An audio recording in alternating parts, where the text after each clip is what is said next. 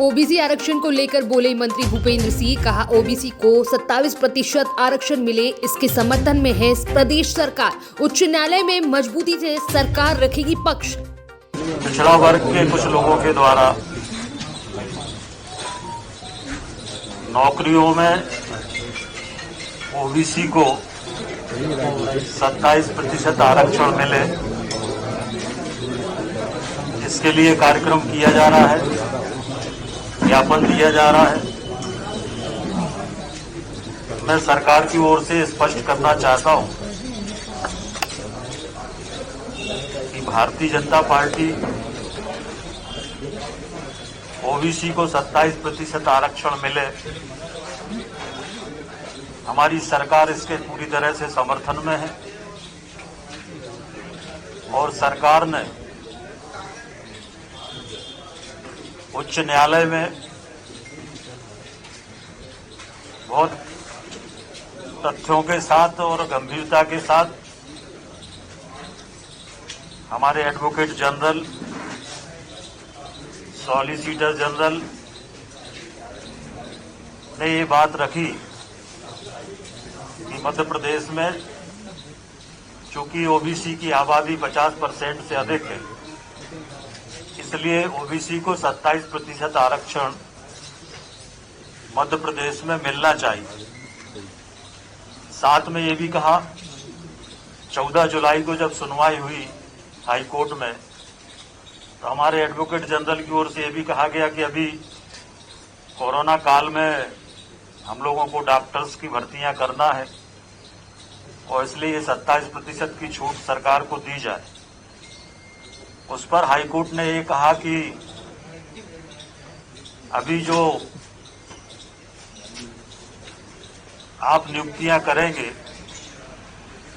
उसमें 14% लोगों को ही आरक्षण देंगे, परंतु आप जो मेरिट बनाएंगे वो मेरिट 27% के हिसाब से बनाएंगे। एक तरह से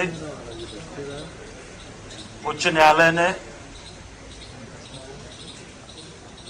ये माना कि 13% नियुक्तियों को अभी हम डिक्लेयर नहीं करेंगे, परंतु उसको जो लिस्ट बनेगी उस आधार पर जो आरक्षण होगा वो उस आधार पर होगा। 6 माह तक चुनाव की संभावना नहीं, बोले मंत्री भूपेंद्र सिंह। कोरोना को देखते हुए और कानूनी पक्ष को देखते हुए कही ये बात। नगर निकाय चुनाव के लिए अभी भी आरक्षण की प्रक्रिया कोर्ट में लंबित। देखिए, इसके 2 कारण हैं। एक तो जैसा राज्य निर्वाचन आयोग ने सुप्रीम हाई कोर्ट में कहा है कि कोरोना की परिस्थितियों को देखते हुए चुनाव कराना भी संभव नहीं है। इसका दूसरा पक्ष जो है वो ये है कि ग्वालियर हाई कोर्ट ने भी जो आरक्षण है उसको लेकर स्टे दिया हुआ, जिसके खिलाफ राज्य सरकार सुप्रीम कोर्ट गई। तो अभी ना सुप्रीम कोर्ट का कोई निर्णय आया है और अभी ये तय नहीं हुआ है कि आरक्षण रोटेशन के आधार पर होगा कि पूर्व की तरह जनसंख्या के आधार पर होगा। अगर आरक्षण रोटेशन के आधार पर होता है तो पूरे प्रदेश में हमें पहले तो एक्ट बनाना पड़ेगा। एक्ट बनाने के बाद पूरे प्रदेश में हमें फिर से आरक्षण की प्रक्रिया नए सिरे से करना पड़ेगी। इस सब में कम से कम 6 माह का समय लगेगा और इसलिए कोरोना को भी देखते हुए और कानूनी पक्ष को भी देखते हुए 6 माह तक अभी चुनाव होने की कोई संभावना नहीं।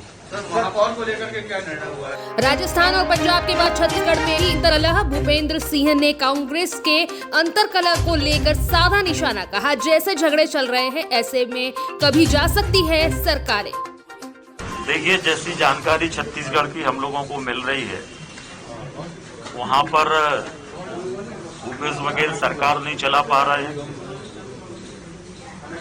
आपस में झगड़े हो रहे हैं, विधायक संतुष्ट नहीं है, जनता संतुष्ट नहीं है और जो टीएस सिंहदेव जिन्होंने कहा कि अब वो जब तक इस पर निर्णय नहीं होगा विधानसभा नहीं जाएंगे, वहां के बड़े नेता हैं और उन पर जिस तरह से आरोप लगाया गया, ये भूपेश बघेल जी के द्वारा आरोप लगाया गया, और इसलिए वहां पर अंतर्कलह तेजी से बढ़ रही है। और कांग्रेस की अपनी अंतर्कलह होती है और फिर सरकार गिरती है तो भारतीय जनता पार्टी को दोष देते हैं। वही हालत छत्तीसगढ़ की भी होने वाली। वहाँ की भी गिर रही है। देखिए, सरकार गिरेगी नहीं गिरेगी ये हम नहीं कह सकते, पर कांग्रेस की जहां भी सरकारें हैं, चाहे वो पंजाब हो, चाहे छत्तीसगढ़ हो, चाहे राजस्थान हो, जैसे झगड़े चल रहे हैं वैसे में कभी भी सरकारें जा सकती हैं। अरे आ जाओ। ओबीसी प्रदर्शन को लेकर मंत्री भूपेंद्र सिंह ने की शांति की अपील। कहा, हमेशा ओबीसी के खिलाफ रहा है कांग्रेस का एजेंडा, आरक्षण को लेकर हर संभव प्रयास कर रही सरकार। देखिए, मेरा ये कहना है कि कांग्रेस कभी नहीं चाहती कि ओबीसी को 27% आरक्षण मध्य प्रदेश में मिले। ये सिर्फ कांग्रेस का राजनीतिक एजेंडा है। 1955 में जातिगत जनगणना पर उस समय नेहरू जी ने रोक लगाई थी और उस कारण से जातिगत जनगणना नहीं हो पाई, और नहीं तो उस समय ओबीसी को आरक्षण मिल जाता। कांग्रेस हमेशा ओबीसी के खिलाफ रही है। मध्य प्रदेश में आज तक कभी ओबीसी का मुख्यमंत्री नहीं बना। ओबीसी जो हमारा पिछड़ा वर्ग आयोग है, उसको संवैधानिक दर्जा देने का काम भारत सरकार ने पहली बार किया है। कांग्रेस की सरकार में कभी संवैधानिक दर्जा नहीं दिया गया। साथ में हमारी सरकार इसको लेकर विधानसभा में स्टैंडिंग कमेटी भी बना रही है, जो इस आरक्षण को लेकर पूरा अध्ययन करेगी और सारे तथ्यों के साथ आने वाले समय में हम लोग हाईकोर्ट में अपना पक्ष रखेंगे। इसलिए स्पष्ट है कि हमारी सरकार पूरी तरह से 27% आरक्षण ओबीसी को मिले इस पक्ष में है और हम पूरी तरह से उसका समर्थन करते हैं। सर, सागर स्मार्ट सिटी को